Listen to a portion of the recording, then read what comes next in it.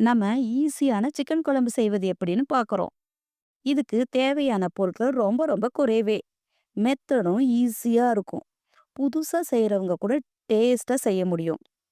இதுக்குன்னு தனியான மசாலா எல்லாம் ரெடி பண்ண வேணாம். வீட்ல இருக்கிற மசாலாவை வச்சு டக்குன்னு ரெடி பண்ணிடலாம். சாதம், இட்லி, தோசை, பூரி, சப்பாத்தி, இடியாப்பம் எல்லாத்துக்கும் சூப்பர் காம்பினேஷனாக இருக்கும். சரி, மிஸ் பண்ணிடாம ட்ரை பண்ணுங்க. Hi friends! வீடியோக்குள்ள போறதுக்கு முன்னாடி நம்ம தமிழ்நாடு டேஸ்ட்டை சப்ஸ்கிரைப் பண்ணிக்கோங்க. கூடவே இருக்கிற பெல். இந்த ரெசிபி பண்றதுக்கு ஒரு கடாயில 3 டேபிள் ஸ்பூன் எண்ணெயை ஊத்திக்கோங்க. எண்ணெய் சூடான பிறகு 2 லவங்கம், 2 பட்டை, 2 ஏலக்காய் இதெல்லாம் சேர்த்துக்கோங்க. இது கூட ஒரு பெரிய வெங்காயம் சேர்த்துக்கோங்க. கட் பண்ண சின்ன சின்ன பொடியாக கட் பண்ண 2 டேபிள் ஸ்பூன் இஞ்சி பூண்டு பேஸ்ட் சேர்த்தி இதோட சேர்த்து வதக்குங்க. கருவேப்பிலை ஒரு கொத்து, பச்சை மிளகாய் ஒரு 3 இதனோட சேர்த்து வதக்குங்க. 10 சின்ன வெங்காயம் அரைச்சு வச்சத இதோட சேர்த்து வதக்குங்க. 3/4 கிலோ அளவு சிக்கன் எடுத்துட்டு வந்திருக்கிறத நல்லா சுத்தம் படுத்தி கழுவி எடுத்து வச்சிருக்கேன். அதோட இது சேர்த்தி நல்லா வதக்கணும். வதக்கிட்டே கைவிடாம கொஞ்சம் வதக்கி விடுங்க. அடி பிடிக்காம இருக்கிற மாதிரி கொஞ்சம் திருப்பி திருப்பி நம்ம வதக்கி விடணும்.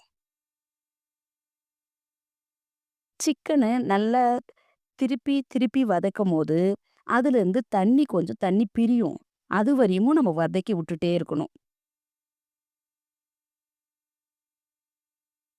1 டேபிள் ஸ்பூன் உப்பு இதனோட சேர்த்து நல்லா வதக்குங்க.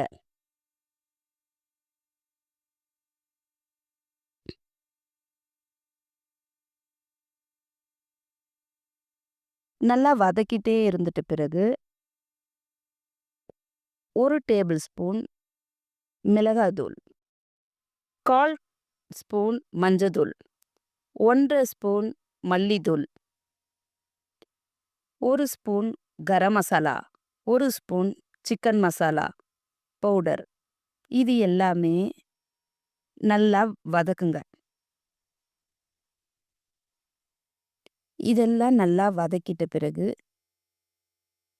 ஒரு தக்காளிய பொடியா நறுக்குன தக்காளிய அதனோட சேர்த்து வதக்குங்க.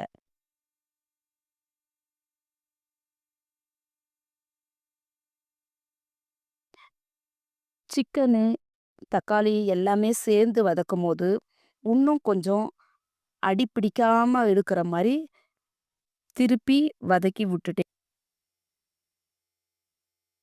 நல்லா வதக்கி விட்டுட்டே இருந்து, ஒரு 1/2 எலுமிச்சை பழத்த கட் பண்ணி அதுல பிழிஞ்சு விடுங்க. சிக்கன் நல்லா கொதிச்சுட்டே இருக்கும்போது, நமக்கு தேவையான அளவு தண்ணி சேர்த்தி 1 டம்ளர் திக்கான கிரேவி வேணும்னா, தண்ணிய குறைவா ஊத்திக்கிறோங்க. அவ்வளோதாங்க. சிக்கன் கிரேவி ரெடி ஆயிடுச்சு. நமக்கு எவ்வளோ தண்ணி கொஞ்சம் வேணுன்ற அளவுக்கு ஊத்திக்கோங்க. ஏன்னா 2 பேர் இருப்பாங்க சிலர் வீட்ல. சிலர் வீட்ல 4 பேரும் இருப்பாங்க. அதுக்கு தகுந்த மாரி நமக்கு கிரேவி கெட்டியா வேணும்னா, தண்ணி குறைவா ஊத்திக்கோங்க. கிரேவியா அதிகம் குழம்பு மாதிரி வேணும்னா, கொஞ்சம் தண்ணி ஆட் பண்ணிக்கோங்க. அவ்வளோதாங்க. இந்த சிக்கன் கிரேவி ரெடி ஆயிடுச்சு. இப்ப கொத்தமல்லி தழை அப்படியே தூவி விட்டுட்டு டான சிக்கன் கிரேவி ரெடி ஆயிடுச்சு.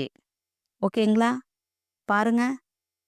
ஈவன் எங்க வீட்ல கூட இந்த குழம்புடைய ஃபேன்ஸ் தாங்க. இந்த அளவுக்கு இதனுடைய ருசி எல்லாருக்கும் பிடிக்கும். இந்த கிரேவிய செஞ்சு பார்த்துட்டு ஃப்ரெண்ட்ஸுக்கு ஷேர் பண்ணுங்க.